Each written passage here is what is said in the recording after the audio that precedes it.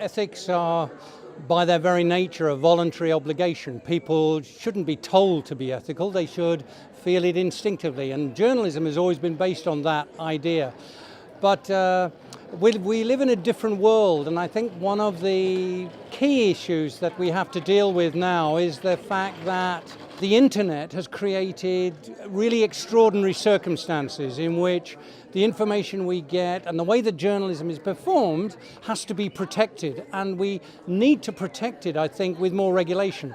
If you look at the controversies that have engulfed Google and Facebook over the last few months and years, you see that because there is no regulation of the internet, public interest in being protected from abusive information has been ignored and has been set to one side. So there's wider recognition now that we need to create a structure for using the internet which protects people and protects their interests. I mean, it's a very simple idea. Like, for example, we don't build theatres without having fire escapes. We don't build cars without putting in safety belts. So why on earth should we have an information culture in which we don't put in measures to protect ourselves from abuse? And the existing law does not do enough to protect ourselves. So I think light touch regulation is absolutely needed, and we're seeing it, and it's being recognized. For instance, Mark Zuckerberg, the head of